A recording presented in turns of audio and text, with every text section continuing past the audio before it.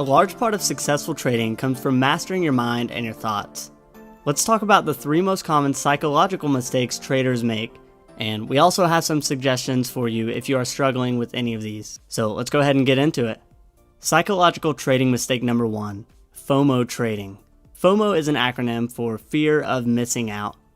Let me paint the picture for you. The FOMO trader is typically very optimistic about each and every trade, because this trade could be the one, right? Something about this trade looks so much better than all the others, so it has to be the one. If I miss this trade, there may not be an opportunity like this one for a while. We can all agree how silly that sounds. Of course there's going to be more opportunity around the corner. But although it sounds silly and obvious, the reality is that this type of thinking affects so many traders, mainly because they don't even realize it's affecting them. And it's a huge problem because it can cause you to do 2 things. Number 1, it can cause you to take every trade you see, even if it's not that good of a trade setup. Number 2, and this one is even worse, it can cause you to increase your position size on a particular trade, because if this trade does end up being all that it's cracked up to be, why would you only want to make a few hundred or a few $1,000s on it? Screw that, that's chump change. Let's swing for the fence. But what happens when this trade turns out to be nothing special? And despite how much it seems like there's no way you can lose money on it, it turns into a losing trade, and now you have tons of your capital invested and are sitting on a huge loss that will be almost impossible to come back from. You can see how this can be a huge problem. If you've ever struggled with this, let me hit you with some wisdom from Charlie Munger, who is Warren Buffett's business partner. At a recent Berkshire Hathaway investor conference, Warren Buffett and Charlie Munger were talking about how they missed Google and Amazon because for some reason they had a blind spot and they didn't see the opportunity. In fact, Charlie Munger specifically said, "We will keep missing them, but our secret is that we don't miss them all." So just think about that for a second. If the best and richest investors in the world aren't worried about catching every single investment, then why should you be? You just have to understand that missing trades is a part of the game, and it will happen. So if this fear of missing out is something you struggle with, here's our solution for you. Stay out of chat rooms and trade alone for a week or so. And if you follow other traders on social media, stay off of that as well. Basically, seclude yourself and trade alone for a bit. The reason I say this is because often in chat rooms or on social media, we see others making money, and by nature, this instills a fear of missing out in the future. Now, keep in mind, we aren't saying chat rooms and social media are bad by any means. We actually run a chat room ourselves that is nothing short of incredible, and we highly encourage you to check it out as it's a great tool for your trading. But even we realize that some traders might need to break away and trade alone for a couple weeks if they are experiencing FOMO. Now, during this period where you are trading alone, if you feel like you can't find trades or generate trade ideas without chat rooms or social media, then you likely need to stop what you're doing and become more educated on the strategy that you are trading so you know the process to find trades, when to enter and exit them, etc. Because you need to have an exact plan. Your trading strategy should not rely on the trade ideas of other people. Trade ideas of others should be a tool, but not a crutch. Psychological trading mistake number 2, revenge trading. These are the types of traders who can blow up their entire trading account and lose everything in just a day or a week. After taking a trading loss, revenge traders will throw everything they know about proper position sizing out the window, and they'll trade like a madman just to make back that loss. Now, this may work once or twice, and you'll come out unscathed. But if you keep this up, you'll get crushed. Bad. And it's going to hurt. The market doesn't care about you or your money, and you're going to be the one 100% responsible for it if your revenge trading causes you to lose everything in your trading account. So please, just be honest with yourself, and if this is something you struggle with at all, just get a grip on it before it really ends up hurting you. And the solution for this one is actually fairly simple. Here's our advice to anyone who struggles with this.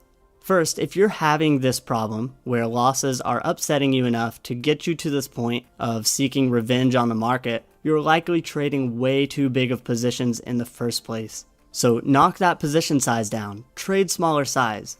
This should allow you to not get so upset about losses, and you'll be able to start making decisions based off of logic rather than emotion. With any trading strategy, you're going to have losing trades every now and then, but the key is making sure your winners outweigh your losers. As Drake once said, you win some, you lose some, as long as the outcome is income.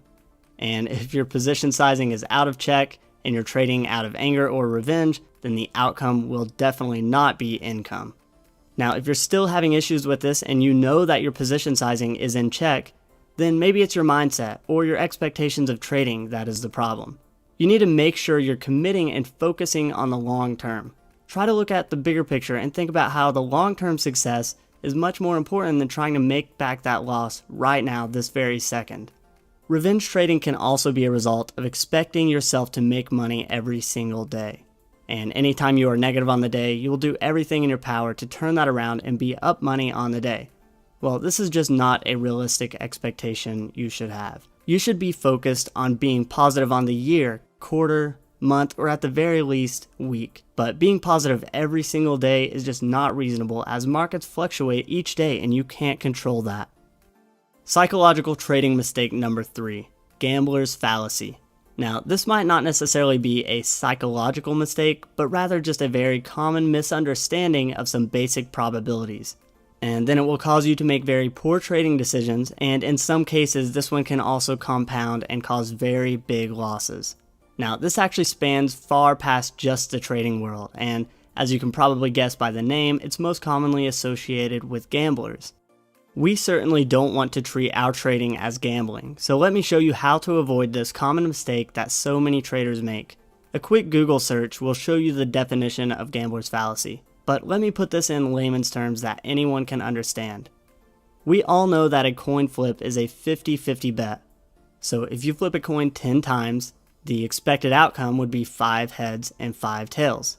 But although it's expected that the same number of heads and tails will show up, we know that the actual number can deviate in either direction. But let me ask you a question. Let's say we plan on flipping a coin 10 times, and the first 5 coin flips all land on heads. What is the 6th coin flip more likely to land on, heads or tails? If you said tails, then you, my friend, have fallen victim to gambler's fallacy. Let me explain. The expected outcome of 10 coin flips is, of course, 5 heads and 5 tails. We just covered that. But rolling 5 heads in a row does not change the probability of the next coin flip. The probability of the next coin flip is completely independent from the past results. So what is the 6th coin flip likely to land on after 5 heads in a row? The answer is that one is not more likely than the other. It's still a 50-50 bet. Gambler's fallacy refers to the thinking that a series of events will somehow affect the outcome of the next event, as if there was some sort of balancing force at work, and in this example, the coin somehow knew that it just landed on 5 heads in a row, so now it should land on tails. And this gambler's fallacy actually applies to many other parts of life as well. A few examples are someone who flies a lot, thinking they are somehow working their way towards a crash, even though each flight is independent of the last. People at the casino who see that the roulette wheel just landed on red 10 times in a row, so now they start putting their money on black, even though the previous spins have no bearing on what the next spin will be. And finally, it also applies to trading, and so many traders fall into the clutches of this fallacy. If you have 5 losing trades in a row, this does not mean that the next trade will be a winning trade just because you feel like the losing streak has to end soon. Many traders tend to increase their position size after a losing streak because they feel their luck has to turn around soon. But the reality is, you're just increasing your risk on a trade that has the same probability of success of all the ones you just lost money on. The market does not know or care if your last few trades were losers or winners.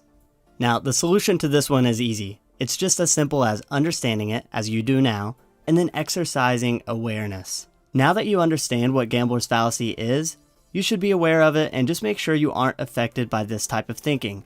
Try and treat each trade independently from any past trades you've made. If you have a streak of losers, that does not mean the next trade will be a winner. And on the flip side, if you have a streak of winners, that doesn't mean the next trade is more likely to be a loser. Trading is a numbers game, and you have to eliminate these psychological mistakes and focus on trading the numbers. Once you can do that, you'll take your trading to the next level.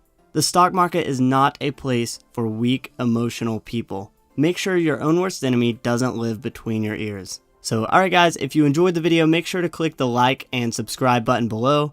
And also be sure to check out our 3 free video series. These videos will help your trading tremendously and they are completely free. All you have to do is go to our website and input your email and we will send you the 3 free videos. So I will see you there.